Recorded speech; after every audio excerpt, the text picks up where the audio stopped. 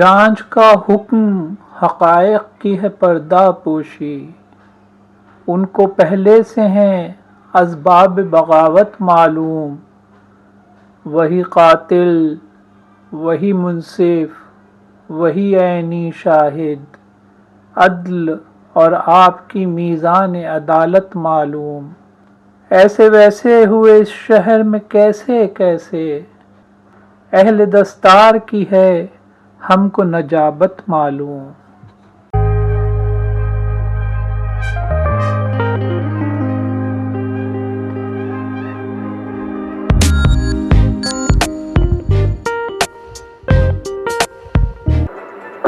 اس سے یقینی طور پر ایک ابہام پیدا ہوا ہے، کیونکہ بظاہر تو 5 ججز کے بینچ نے کیس آخر میں سنا تھا اور 3-2 سے فیصلہ ہوا تھا، لیکن یہ جو ڈسینٹنگ نوٹ کا ڈیٹیل ریزنز آئی ہیں اس میں انہوں نے یہ کہا کہ ان 2 ووٹس کو بھی آپ کاؤنٹ کریں جنہوں نے پہلے اپنا ویو دیا تھا، تو اس سے خاصا ابہام پیدا ہوا ہے۔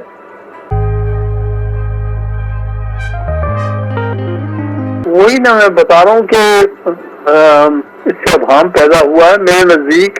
اب معاملہ تو پھر سے عدالت کے سامنے ایک انداز سے چلا گیا ہے، جو نئی اپلیکیشنز آئی ہیں اس کے بعد، تو میرے نزدیک اس کا الٹیمیٹلی حل تو یہی ہے کہ فل کورٹ بنا دی جائے اور جو بھی فیصلہ ہے فل کورٹ کر دے، اس ابہام کو بھی دور فل کورٹ ہی کر سکتی ہے۔ 15 کے 15 جج ہیں اس وقت فل کورٹ میں، اگر وہ ان کے اگر چیف جسٹس صاحب فل کورٹ کو بٹھائیں اور اس معاملے کا حتمی فیصلہ ہو جائے تاکہ یہ جو بحث اور جو ابہام پیدا ہوا ہے اس کو دور کیا جا سکے۔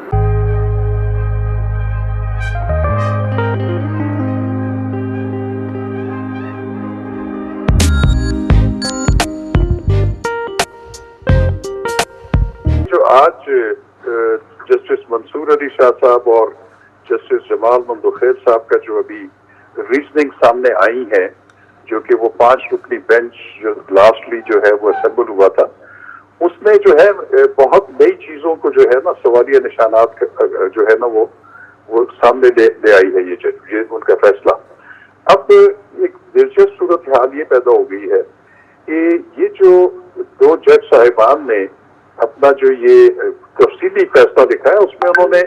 آئین اور قانون کی جو ہے وہ تشریح کی ہے، اور سب سے امپورٹنٹ بات یہ ہے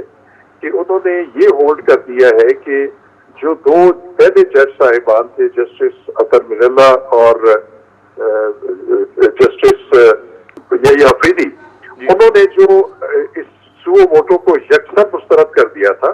اور انہوں نے کہا تھا کہ یہ مینٹینیبل نہیں ہے، اور ان کے فیصلے کو انہوں نے کنکرنس دی ہے۔ انہوں نے کہا ہے کہ انہی کی فیصلے جو 2 جج صاحبان ہیں ان کی تسلسل میں ہم یہ فیصلہ دے رہے ہیں، اور انہوں نے ہولڈ کر دیا کہ اب یہ جو فیصلہ ہے یہ 4-3 کے اکثریت سے ہے۔ اب اس سے ایک نئی بحث چھڑ گئی ہے۔ اب دیکھیں آج جب یہ 5 رکنی بینچ نے آج جب یہ سماعت جو ہے اس کو جو وہ کی اس کا آغاز کیا، تو اس میں ہمیں پہلے سمجھ نہیں آ رہی تھی کہ جسٹس ممدوخیل جو ہے وہ بیرسٹر علی ظفر سے جو ہے وہ ایک اسپیسیفک سوال پوچھ رہے تھے کہ آپ کس ججمنٹ کی بات کر رہے ہیں کہ جس کی وائلیشن ہوئی ہے۔ تو میرا خیال ہے کہ ان کے پیش نظر یہی بات تھی کہ انہوں نے یہ جو اختلافی نوٹ ہے اس میں انہوں نے یہ ہولڈ کیا ہوا ہے کہ یہ 3-2 کا فیصلہ نہیں ہے، بلکہ یہ 4-3 کا جو ہے یہ فیصلہ ہے، جس میں انہوں نے جسٹس اطہر من اللہ اور یحییٰ افریدی صاحب کے فیصلے کو بھی بیچ میں شامل کر دیا ہے۔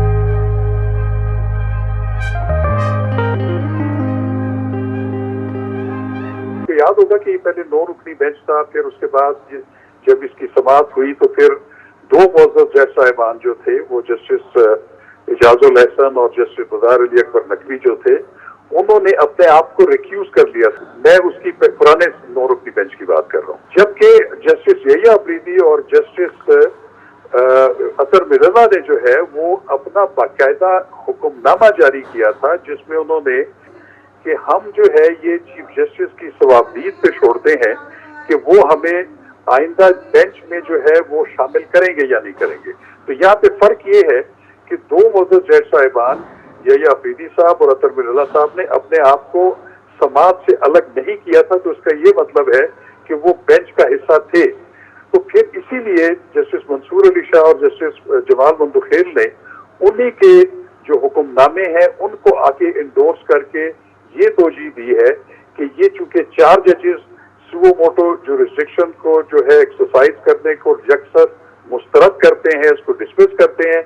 देखिए, जैसे कि पनामा केस में भी ऐसे हुआ था कि जो पहले जज साहिबान अपना व्यू दे चुके थे, तो नेक्स्ट उसमें शामिल नहीं थे, लेकिन जब ऑर्डर ऑफ द कोर्ट आया तो उनके दस्तखत थे। अब मैं आपको एक बात बताऊं, देखिए उसमें जो जस्टिस मंसूर साहब ने जो उसमें जो डिटेल रीजन दी है वो ये दी है कि चूंकि उन्होंने अपने आप को बेंच से अलग नहीं किया था, वो इस केस के हवाले से अपना एक वाज़े हुक्मनामा जारी कर चुके थे, फैसला सादर कर चुके थे। इसीलिए उन्होंने चीफ जस्टिस ऑफ पाकिस्तान के ऊपर ये छोड़ा कि वो हमें बेंच में बिठाना चाहेंगे या नहीं बिठाना चाहेंगे। उन्होंने अपने आप को रिक्यूज नहीं किया था।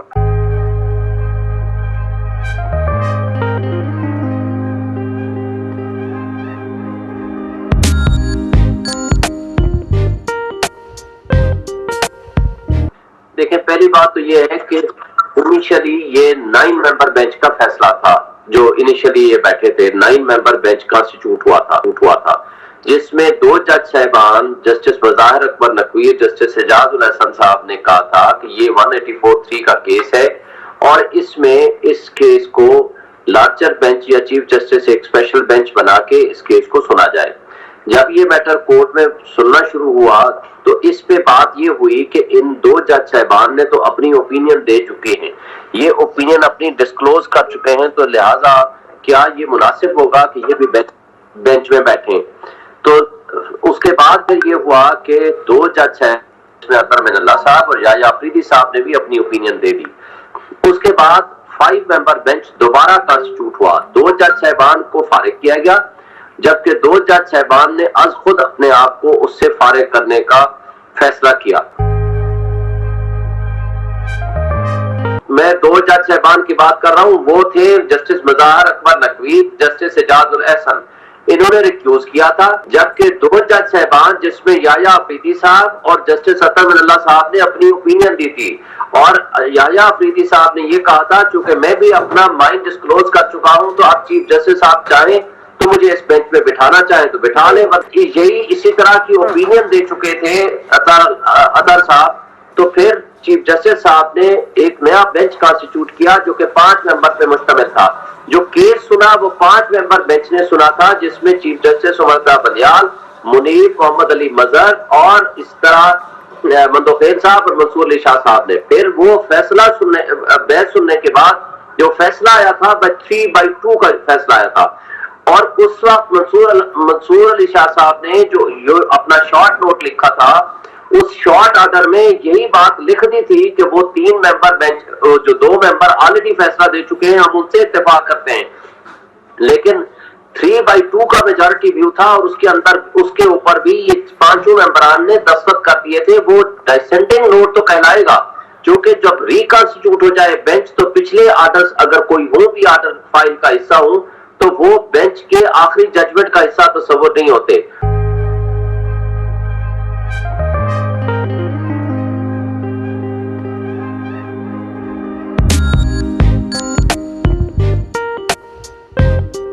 देखिए, ये तो मैं पहले भी आपके प्रोग्राम में कई दफा मैं कह चुका हूँ कि जहाँ तक कि सो मोटर नोटिस की बात है, ये इफ्तिखार चौधरी साहब ने इसको शुरू किया था और उसको जरूरत से ज्यादा उसका स्कोप उन्होंने बढ़ा दिया था, हालांकि वो स्कोप इतना बढ़ना नहीं चाहिए था। बस वो इतना बढ़ गया कि अब उस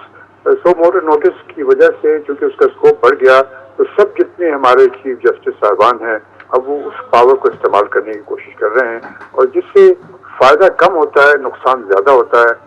केस जो अभी ये सुन रहे थे ये प्रेजेंट चीफ जस्टिस, इसमें सो मोटर नोटिस देने की कोई जवाब नहीं था और इन्होंने, हालांकि चूंकि ये सब चीजें मौजूद हैं आइन में, सो मोटर नोटिस के रूल्स तो चेंज होने चाहिए, ये तो यकीनी बात है। लेकिन वो कैसे चेंज होंगे, वो या तो इस तरह से चेंज होंगे या पार्लियामेंट उसमें लेजिस्लेट करेगी या फिर सुप्रीम कोर्ट एक कोई काउंसिल बनेगी और कमीशन बनेगा और वो उसको चेंज करेगी। लेकिन चेंज यकीनन होना चाहिए